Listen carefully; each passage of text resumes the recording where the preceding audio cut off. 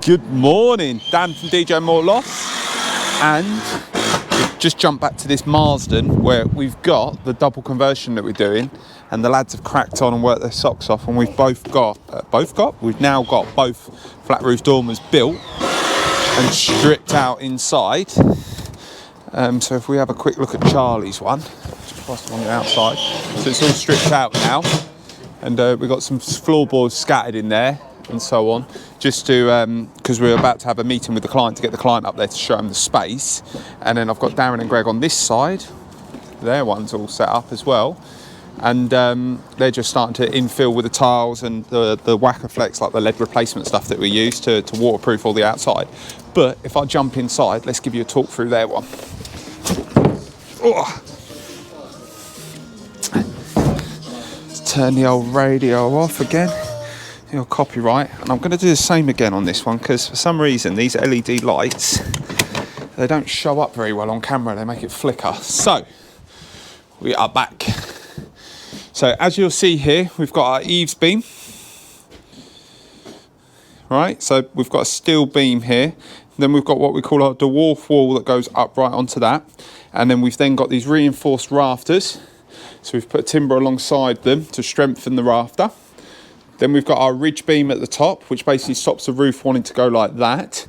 And it won't sag now because it's supported, as well as having this extra support in the middle to give it the extra strength, so that won't sag.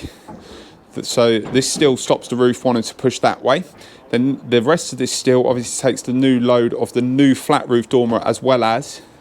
And then obviously we've got all our uprights.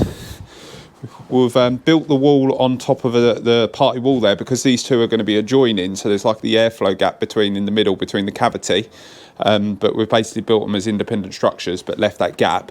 But the rubber will continue through, so it'll be one solid piece. And then I've got the bricky out later this week, and we're just going to build up underneath this just to make it nice and solid, and as well as fireproofing it. Then on this one we've got a middle steel beam in the floor. So instead of spanning the joist from there all the way back to the back dormer, which would be like 6.5, 7 metres, which would make the joist quite deep, by us putting a beam in the middle, that basically splits the span in half. So then that's allowed us in this scenario to use 7x2. So we've got 7x2s at 600 centres there, 7x2s at 600 centres here. And then same with the dormer roof, I believe they're 7x2s at 600 centres as well. So we've now created this monster space. And what Darren and Greg have done here is they've laid out some of the timbers just to represent where the walls are. So this is going to be our stairwell area here. This is going to be the bathroom on plan currently. We've got an airing cupboard at the top because where the stairs are, we've got an airing cupboard that's got a water tank in it. So we need to reposition that up here into this area here. And then this is the main room itself effectively. So it's quite a big space that's going to be left. It's quite a monster. Really nice size. Just ordered the UPVC windows today as well for both builds, and then I'm going to measure the stairs in a moment and get some measurements for the stairs so we can get them both on order as well. Insulation's ordered, that's coming in the next couple of days. So basically we've got our electrician here tomorrow. So the idea being is we're going to get the client up in a minute just to talk through positions, mark out on the plans where we want our sockets and radiators and stuff like that. So if we show you here, this is what we're talking about. So this wall representation is there. And then this is the room currently, the layout. So it's quite a nice size. But what we're going to do is we'll have a little chat with the client in a minute, just talk through all the positions, make sure they're happy with the wall positions, because we can change it. We can make the bathroom smaller, bigger, so on and so forth to suit their needs.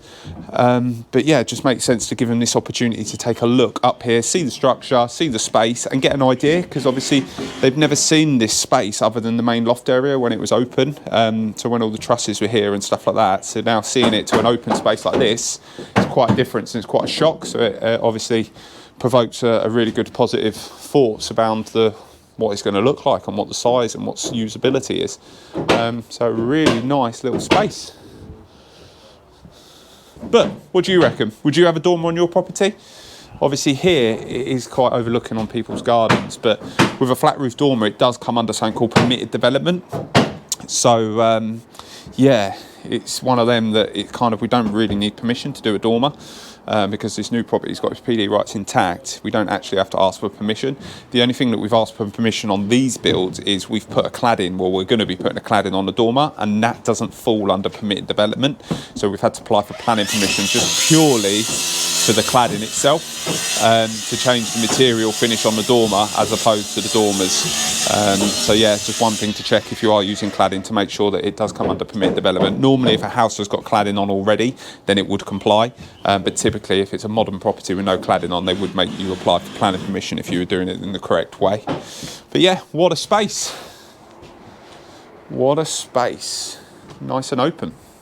But if you've liked this video, don't forget to hit that bell button, because we're going to do a few more videos on this build throughout the process. Next one will probably be around insulation, so we can show you how we insulate it. But hit that bell button, get notified of the next video, and we'll see you again soon. Enjoy. Take care.